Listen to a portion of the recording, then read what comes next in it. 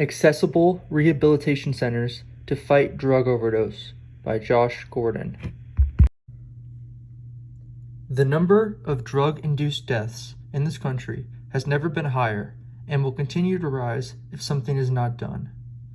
In 2021, there were 106,000 reported drug overdose deaths.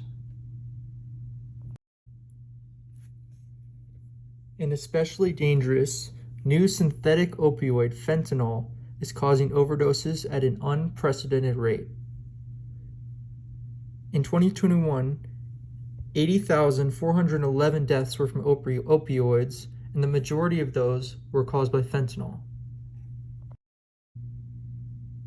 Fentanyl comes in both pharmaceutical and illegal forms. It is 50 times stronger than heroin and 100 times more potent than morphine.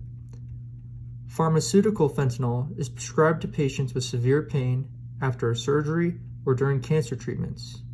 Illegally made fentanyl comes in a powder or liquid form and is often added to other street drugs, making them cheaper and incredibly dangerous. Fentanyl is the most common drug involving overdose deaths because a lethal dose is only 3 milligrams.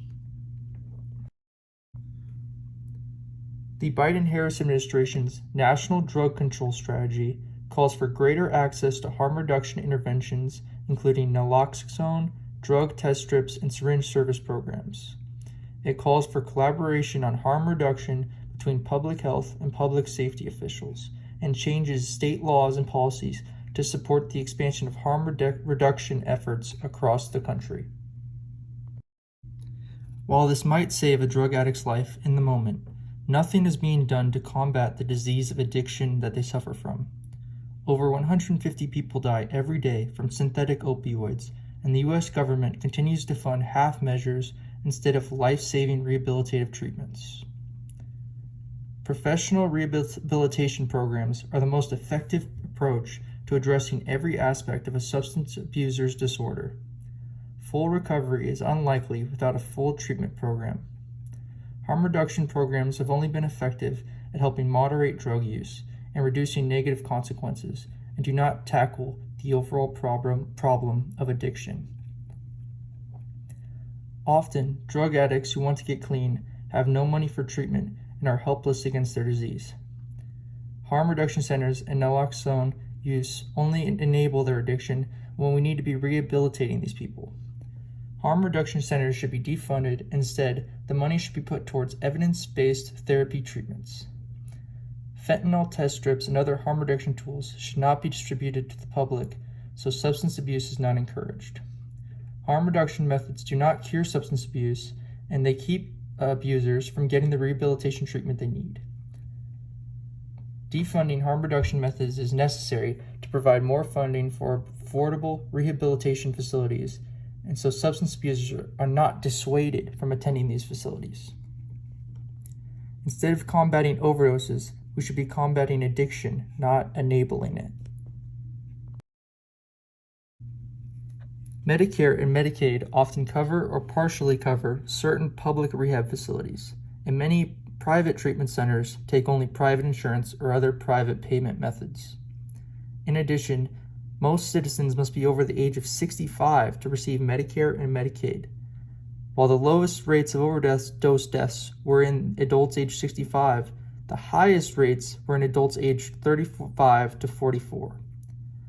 The least vulnerable population to drug overdose deaths is receiving coverage, while the most vulnerable population cannot afford it.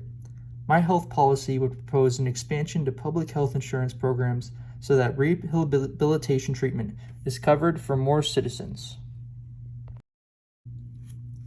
The organization I have found most similar to my policy and most likely to support it is the Design for Change organization. This organization agrees that harm reduction programs are less effective than rehab facilities. They state that harm reduction programs do not treat mental health disorders like rehab facilities do.